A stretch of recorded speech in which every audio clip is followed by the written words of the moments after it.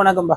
So இன்னையோட session நம்ம YouTube செஷனில் TNSRB and PC and SI எக்ஸாமுக்கான நம்ம ஸ்கூல் புக் சீரீஸ் தான் இப்போ கண்டினியூஸாக பார்த்துட்டு வரோம். மேக்ஸ் புக்கில் ரெண்டாவது 6ஆம் வகுப்புலேருந்து 10ஆம் வகுப்பு வரை இருக்கக்கூடிய மேக்ஸ் ஓகேங்களா பார்த்துட்டு வரோம். நமக்கு பிசி அண்ட் எஸ்ஐயில் இந்த டாபிக் வந்து நியூமெரிக்கல் அனலிசிஸ் அப்படின்னு சொல்லுவாங்க, ரைட்டா, எண் கணித வினாக்கள் அப்படின்னு சொல்லுவாங்க. அதில் இன்னைக்கு நம்ம வந்து முக்கியமாக இந்த அல்ஜிப்ரா இயற்கணிதம், அதை நம்ம சிம்பிளிஃபிகேஷன் சுருக்குதல் சொல்கிறோம்ல, ஸோ அந்த மாதிரி வினாக்கள் நம்ம கேள்வி கேட்குறோம். ஸோ அதில் ஸ்கூல் புக்கில் இருக்கக்கூடிய முக்கியமான சில வினாக்கள் ஒரு புக் பேக் லெவலில் இருக்கக்கூடிய விஷயங்கள் பார்க்க போகிறோம். ரைட் பா. ஃபர்ஸ்ட் உங்களுக்கு தெரியும், ஒரே டைம் இப்படி மல்டிப்ளை பண்ணிட்டே வர எத்தனை ஏபா இருக்கு? 1 2 3 4 5. நம்ம ஜென்ரலாக என்னவா சொல்லுவோம், மல்டிப்ளிகேஷனில் ரைட்டா பேஸ் சேமா இருந்து பவர் அப்படியே பவர் ஆட் பண்ணிட்டே வரணும். அப்போ 1 2 3 4 5. அப்போ எந்த ஆப்ஷன் வரும்? a பவர் 5 அப்படின்னு சொல்லப்போம். ரைட்டாப்பா. அப்ப பேஸ் சேமா இருந்தா பவரை நம்ம ஆட் பண்ணணும். இதான ஃபார்முலா படிச்சோம், a power x into a power ஒய்னா a பவர் எக்ஸ் பிளஸ் ஒய்ன்னு சொல்றோம்னா அதே தான். அப்ப ஏவை நீங்க 5 முறை மல்டிப்ளை பண்ணா எல்லாருக்கும் தெரியும் a பவர் 5. என்ன ப்ராப்பரா சொல்லணும்னா இப்படி வரும், அந்த பவர்ல இருக்கக்கூடிய 1 ஆட் பண்ணீங்கன்னா a பவர் 5 இதான் நம்ம சொல்றோம். ரைட்டுங்களா? ரைட் பா. ரெண்டாவது கேள்வி பாருங்கப்பா. 72ஓட எக்ஸ்பெனன்ஷியல் ஃபார்ம் அடுக்கு குறியீடுனா பவர்ல எழுத போறோம். சில ஆப்ஷன் பாத்தீங்கன்னா 2 3 அப்படிலாம்ன்றான்ல. அப்ப 72ல என்னென்ன ஃபேக்டர்ஸ்ன்னு எழுதும். 2ஆல டிவைட் பண்ணா என்னப்பா இருக்கும்? 36ஆ? இது 2ஆல டிவைட் பண்ணா நமக்கு என்னப்பா கிடைக்கும்? அப்படியே சொல்லிட்டே வாங்க, டிவைட் பண்ணிட்டே வாங்க. ஃபர்ஸ்ட் 2ஆல டிவைட் பண்ணா 18 வரும். 18 2ஆல டிவைட் பண்ணீங்கன்னா 9. 9 டிவைட் பண்ணா 3. அப்போ நமக்கு எப்படி எழுதலாம்? 2 வந்து 3 முறை இருக்கு, 3 வந்து 2 முறை இருக்கு. அப்ப என்ன எழுதுறோம்னா 2 கியூப் இன்டு 3 ஸ்கொயர் அப்படின்னு எழுதுறோம்பா. ரைட்டுங்களா? அப்ப என்ன எழுதுறோம்? 2 கியூப் இன்டு 3 ஸ்கொயர் அப்படின்னு நம்ம எழுதுறோம். ரைட் பா. அடுத்து தேர்ட் கொஸ்டின் பாருங்க. இப்பதான் நம்ம படிச்சோம், a பவர் எக்ஸையும் a பவர் ஒய்யும் மல்டிப்ளை பண்ணா பவர்ல a power x plus y அப்படின்னு கிடைக்கும். இதுதான் நம்ம ஃபாலோ பண்றோம். அப்ப இங்க என்னப்பா சொல்லியிருக்கான், அப்ப எக்ஸ் கண்டிப்பா பேஸ் சேமா இருந்தாதான் மேல 10 பிளஸ் 3 13 வந்திருக்கும். அப்ப எக்ஸோட இடத்துல ஏ தான்பா வந்திருக்கும். அப்ப என்னப்பா வந்திருக்கும்? a cube into a power 10. அப்பதான் a பவர் 3 பிளஸ் 10 அப்படின்னு எழுத முடியும், வேற ஒண்ணும் இல்ல.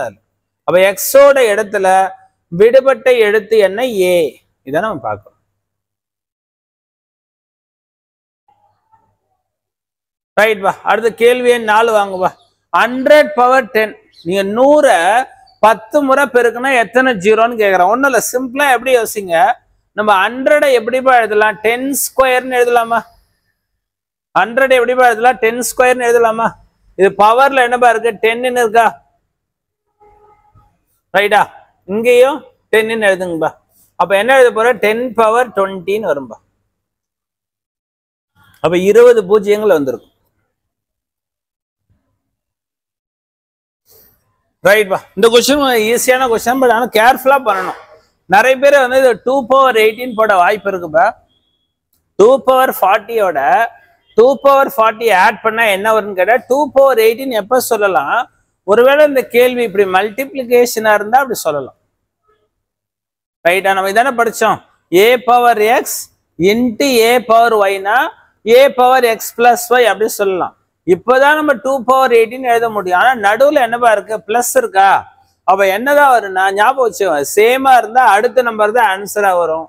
நீங்க அழகா 2 பவர் 40 வெளியெடுங்கப்பா. பிராக்கெட்டுக்குள்ள என்னப்பா வந்துடும்? 1 பிளஸ் 1 2ன்னு வரும்பா. அப்ப 2 பவர் 40 இன்ட்டு 1 பிளஸ் 1 2. இப்ப சொல்லி பாருங்கப்பா, அதே கதை தான். a power x into a power ஒய்னா a பவர் எக்ஸ் பிளஸ் ஒய்னு எழுத போறீங்கப்பா. அப்ப நம்ம என்னப்பா எழுத போறோம் இதுக்கு? அப்ப 2 பவர் 40 பிளஸ் 1, அப்ப 2 பவர் 41 அப்படின்னு சொல்லப்போம். ரைட்டுங்களா? ரைட். அடுத்த கேள்வி வாங்கப்பா. Question number 6. ஜெனரலா யூனிட் டிஜிட், யூனிட் பிளேஸ் 1வது இலக்கம்னா அந்த கடைசி இலக்கத்தை ஒன்ஸ் பிளேஸ்ன்றோம், அது பக்கத்துல டென்ஸ் பிளேஸ்ன்றோம். இது பேர் என்னப்பா? ஹண்ட்ரட்ஸ் பிளேஸ்ன்றோம். யூனிட் பிளேஸ்னா கடைசி இலக்கம். 124 அதுல யூனிட் பிளேஸ் என்னன்னா 4ன்னு எழுதுறோம். 36 அதுல யூனிட் பிளேஸ் 6. 980 அதுல யூனிட் பிளேஸ் 0. அப்ப மல்டிப்ளை பண்ணா அது யூனிட் பிளேஸ் 0. ரைட்டா? அப்ப ஜீரோவோட எதை பெருக்கினாலும் கடைசி இலக்கம் என்னதான் வரும்? ஜீரோ தான் கொடுக்கும்.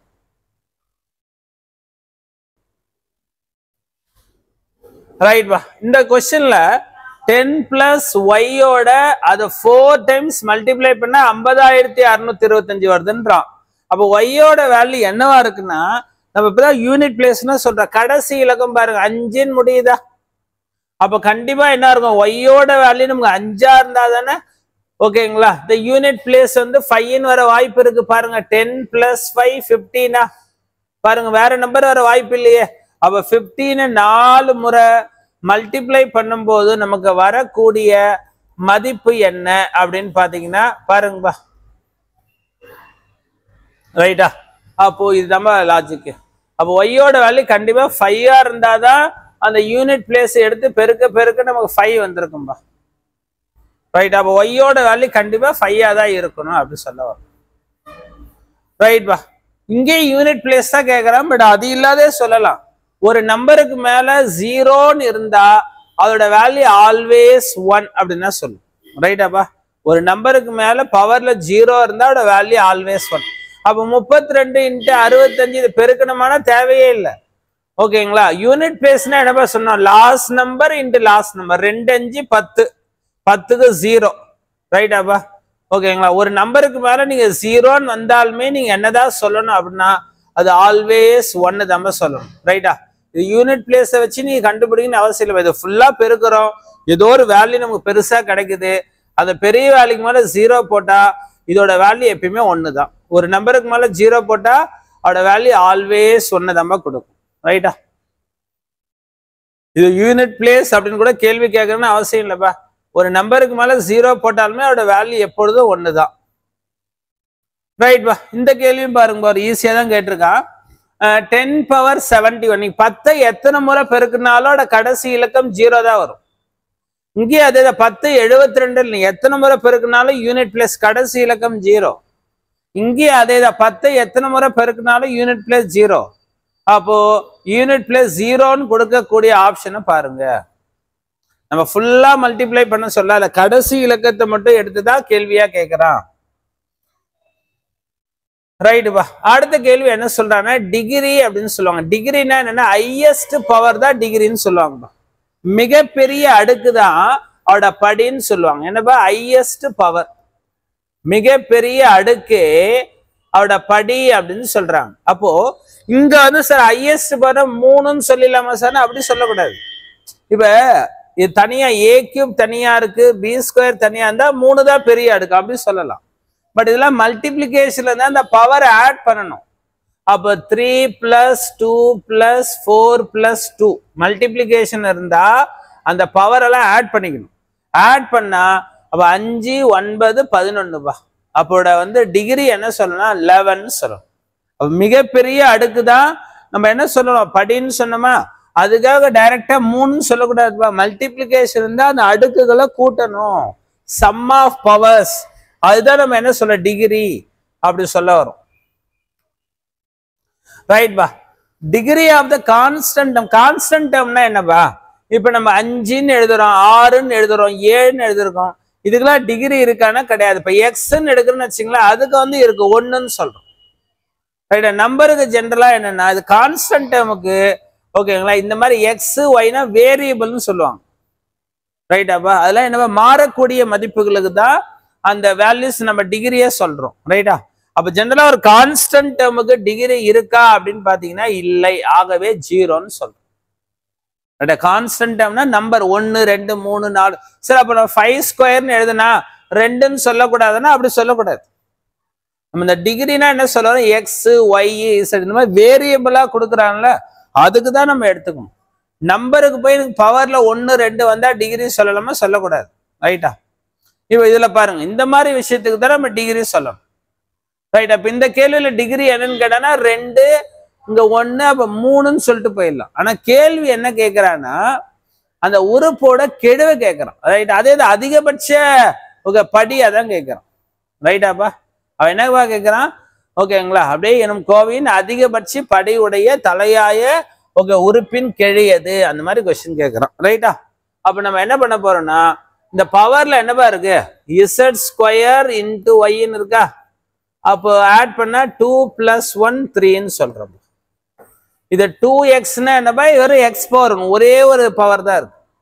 அப்ப எதுன்னு பாத்தீங்கன்னா 3 தான் இதுக்கு ஆன்சர்.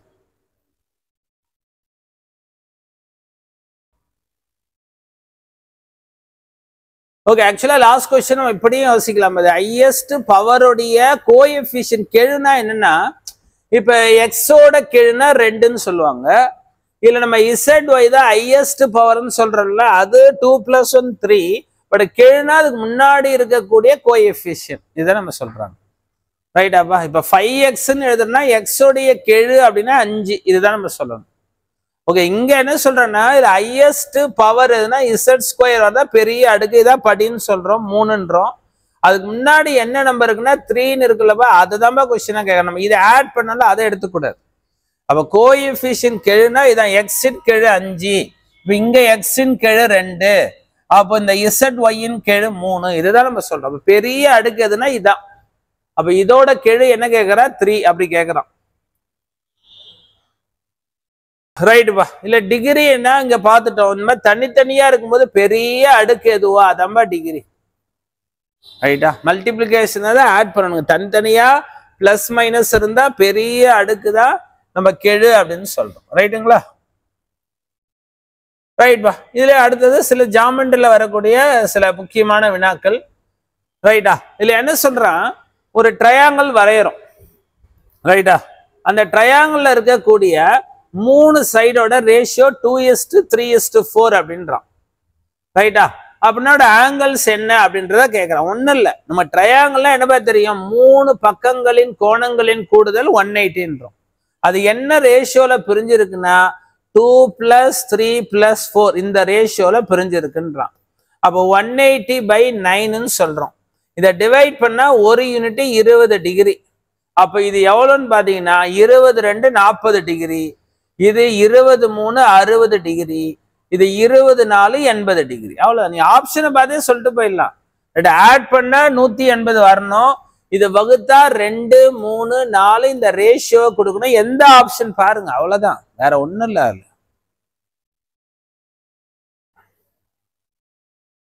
ரைட்டுப்பா? அடுத்த கேள்வி என்னன்னு சொல்றான்னு பாருங்க. ரைட்டுப்பா? ஒரு ட்ரையாங்கிள்ல ஒரு ஆங்கிள் 65 டிகிரி. ரைட்டா? அப்புறம் மிச்சம் இருக்கக்கூடிய 2 ஆங்கிளோட டிஃபரன்ஸ் 45ன்றான். ரைட்டா? அப்ப இந்த 2 ஆங்கிள் என்னவா இருக்கும் அதான் கேட்கறான். நீ ஆப்ஷன் வச்சு கூட ஆட் பண்ணா 180 வர மாதிரி பார்த்துடலாம். அப்ப நம்ம என்ன சொல்றோம், ஒரு ஆங்கிள் ரைட்டா 65னா மிச்சம் இருக்கக்கூடிய 2 ஆங்கிள் என்னவா இருக்கணும் இதான் நம்ம கண்டுபிடிப்போம். ரைட்டாப்பா? 3த்துல ஒரு கோணம் 65. ரைட்? அப்ப 180ல 65 போச்சுன்னா என்னப்பா கிடைக்கும், 115 டிகிரி. அதுல என்ன சொல்றான், ஒரு கோணமானது இன்னொரு கோணத்தை விட 45 டிகிரி கூடுதலாகவோ கம்மியா இருக்காது வித்தியாசம் சொல்றான். அப்ப நீங்க அழகா ஆப்ஷனை பார்க்க போறீங்க. ஆட் பண்ணா 115 வரணும், வித்தியாசம் 40. அவ்வளவு ஆப்ஷனை பாருங்க போதும். ரைட்டா? இது ஆட் பண்ணா எவ்வளவு வருது, நம்ம 125 + 65னா ரைட்டா வராது இல்லை, இது தப்புப்பா, ஆப்ஷன் ஏ வராது. ரைட்டா? ஏன்னா 120 நம்ம 115 தான் சொல்லியிருக்கோம். அப்ப ஆப்ஷன் சி தான் கரெக்ட். டிஃபரன்ஸ் 45 வருது, அதே நேரத்துல ஆட் பண்ணா 115 வருது. சிம்பிளா நீங்க ஈக்குவேஷன் போடாம ஆப்ஷன் இருந்தே வெரிஃபை பண்ணிடலாம் இந்த கொஸ்டின். ரைட்டுப்பா? அடுத்த கேள்வி என்ன, ஒரு exterior angle of the triangle 17ன்றான். பாருங்கப்பா, ஒரு ட்ரையாங்கிள்ல இதான எக்ஸ்டீரியர் ஆங்கிள் தான் வெளிக்கோணம் 70 டிகிரி.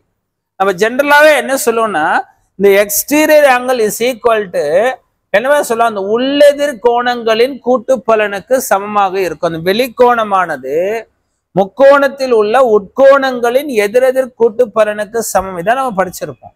ரைட்டா? சம் ஆஃப் அந்த ஆப்போசிட் இன்டீரியர் ஆங்கிள் ஈக்குவல் அப்படின்னு ஒரு பாயிண்ட படிச்சிருப்போம். பட் கொஸ்டின்லயே அதே சொல்றான். எக்ஸ்டீரியர் ஆங்கிள் 70 எதுக்கு ஈக்குவலா இருக்குன்னா, இந்த 2 interior opposite angle are equal அவனே சொல்லிட்டான். நமக்கு ஜென்ரலாவே தெரியும். இப்ப இது பேர் சும்மா ஏன்னு எடுத்துக்கிற பின்னு எடுத்துக்கிற. ரைட்டா? அப்ப ஏவும் பியும் ஆட் பண்ணா 70. அதையே அவன் என்ன சொல்ற அழகா, 2 ஈக்குவலான ஆங்கிள் அப்படின்னு சொல்லியிருக்கான். இந்த ஏவும் பி என்னவா சொல்றா, ஒரே ஈக்குவலா இருக்குன்றான். அவ்வளவுதான். 70னா என்னவா இருக்கும், இது ஒரு 35 டிகிரி இருக்கும், இது ஒரு 35 டிகிரி இருக்கும். ஸோ இதுதான் நமக்கு 70 வந்திருக்கும். ரைட்டா? அப்போ ஒவ்வொரு கோணம் என்னன்னு கேட்குறான். அந்த கோணத்தின் அளவானது ஏவும் பியும் 35 இருந்திருக்கும். இதுதான் நம்ம கொஸ்டினா கேட்டிருக்காங்க. ரைட்டா? ஓகேவா? நன்றி, வணக்கம்பா.